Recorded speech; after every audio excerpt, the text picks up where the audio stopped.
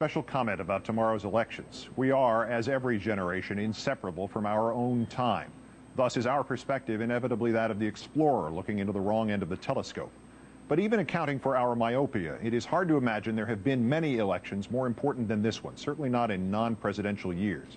And so we look at the verdict in the trial of Saddam Hussein yesterday, and with the very phrase October or November surprise now a part of our vernacular, and the chest thumping coming from so many of the Republican campaigners today, each of us must wonder about the convenience of the timing of his conviction and sentencing.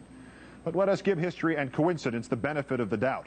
Let's say it just happened that way, and for a moment not look into the wrong end of the telescope. Let's perceive instead the bigger picture. Saddam Hussein found guilty in an Iraqi court. Who can argue against that? He is officially what the world always knew he was, a war criminal. But Mr. Bush, was this imprimatur worth the cost of 2,832 American lives, and of perhaps thousands more American lives yet to be lost? Is the conviction of Saddam Hussein the reason you went to war in Iraq, or did you go to war in Iraq because of the weapons of mass destruction that did not exist? Or did you go to war in Iraq because of the connection between Iraq and al-Qaeda that did not exist? Or did you go to war in Iraq to break the bonds of tyranny there while installing the mechanisms of tyranny here?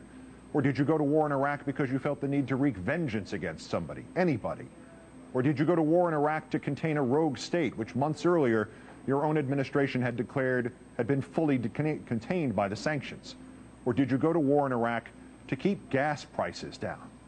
How startling it was, sir, to hear you introduce oil to your own stump speeches over the weekend.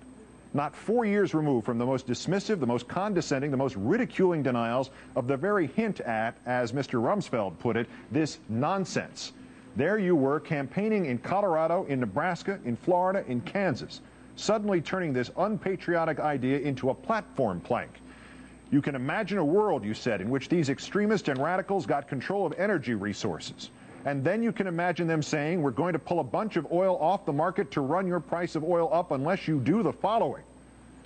Having frightened us, having bullied us, having lied to us, having ignored and rewritten the Constitution under our noses, having stayed the course, having denied you have stayed the course, having belittled us about timelines but instead extolled benchmarks, you've now resorted, sir, to this?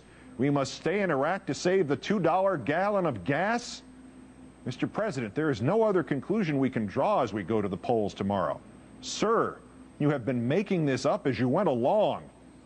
This country was founded to prevent anybody from making it up as they went along. Those vaunted founding fathers of ours have been so quoted up that they appear as if marble statues, like the chiseled guards of China or the faces on Mount Rushmore, but in fact they were practical people, and the thing they obviously feared most was a government of men and not laws. They provided the checks and balances for a reason. No one man could run the government the way he alone saw fit unless he at the least took into consideration what those he governed saw.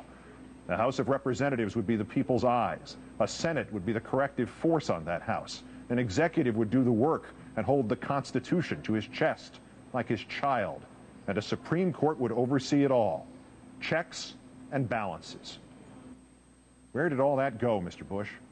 And what price did we pay because we have let it go? Saddam Hussein will get out of Iraq the same way 2,832 Americans have, and maybe thousands more. He'll get out faster than we will. And if nothing changes tomorrow, you, sir, will be out of the White House long before the rest of us can say we are out of Iraq. And whose fault is this? Not truly yours. You took advantage of those of us who were afraid, and those of us who believed unity and nation took precedence over all else. But we let you take that advantage, and so we let you go to war in Iraq to oust Saddam, or find non-existent weapons, or avenge 9/11, or fight terrorists who only got there after we did, or as cover to change the fabric of our Constitution, or for lower prices at the Texaco, or there are still a few hours left before the polls open, sir. There are many rationalizations still untried. And whatever your motives of the moment, we the people have in true good faith and with the genuine patriotism of self-sacrifice, of which you have shown you know nothing. We have let you go on, making it up as you went along, unchecked and unbalanced. Vote. And Keith Olbermann, good night and good luck.